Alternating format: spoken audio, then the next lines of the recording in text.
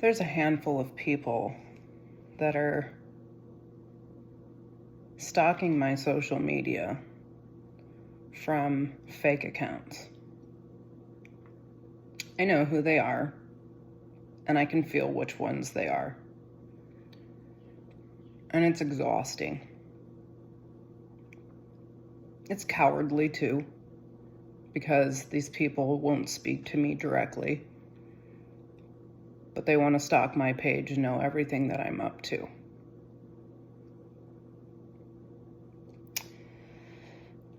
So this message is specifically for my stepmother. You had an affair on your husband with my father, who was married to my mother at the time, and that deeply hurt my mother.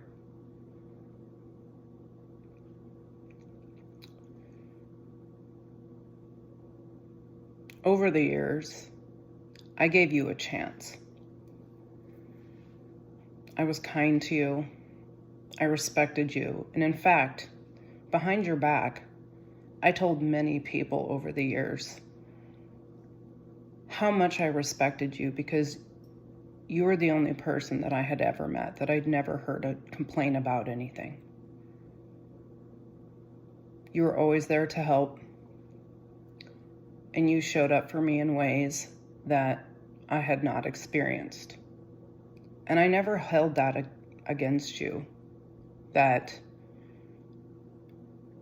you and my father's actions destroyed the fabric of my family, because honestly, you did me a favor.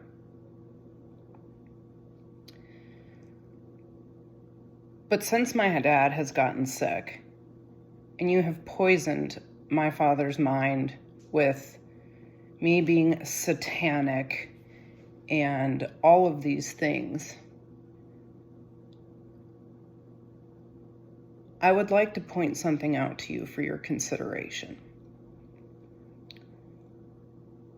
You were what, in your early 30s, maybe late 20s, when you decided to get involved with my father. I was a young woman once too who made poor decisions, and so I can have compassion for this. But you chose to marry a man who had 4 children with 2 different wives, and he abandoned all 4 of those children. Emotionally, mentally, physically, financially, abandoned those children.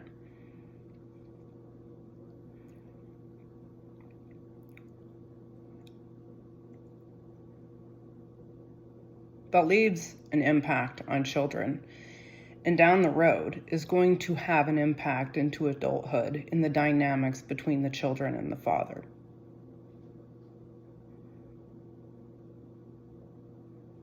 You, of course, couldn't have foreseen those things when you were a younger woman, undoubtedly. But I invite you to take a moment to reflect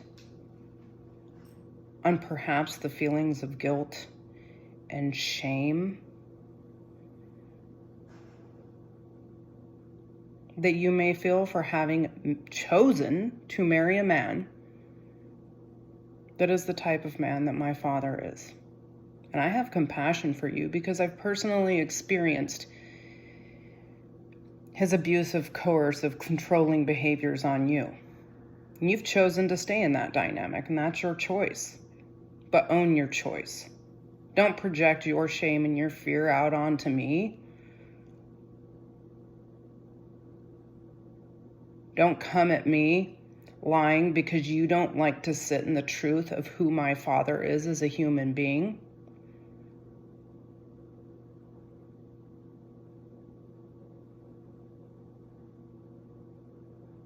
Sit with yourself. Why did you choose a man to marry who would do those things? Why do you come at me now and talk poorly about my deceased mother? She wasn't perfect by any stretch of the imagination. I'll be the first to admit that. But you have zero understanding of what it was like to have to raise a handicapped child and me after my father broke her heart and ran off with you while not paying child support. Have you ever considered what that was like for her?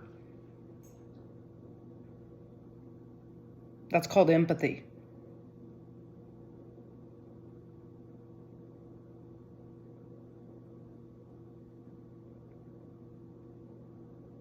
Not too long ago, because of the conversations and the poison that you're spewing between my father after we reconnected, he texted me and told me that I am a disgrace to the Huckabee family name. That's grand. Do you know that when I ran for city council, many of the old guard police officers and firemen in this town did not trust me because of my father? They knew him to be a crooked cop, and that I had to have conversations with a handful of them and explain to them that I deserved a fair chance and not to be judged immediately on who my father is. Fortunately for me, I was given that chance, and I proved myself to be a person of honesty and integrity.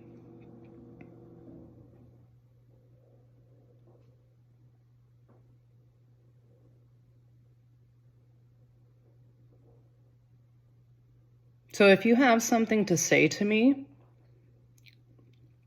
why don't you model some courage and speak to me directly rather than sneaking around with a fake profile, stalking everything that I'm doing,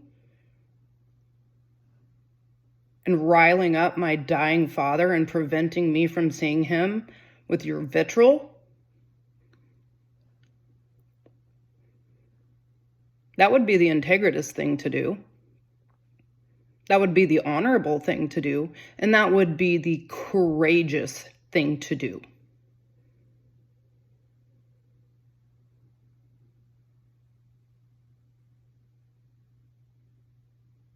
But it's your choice.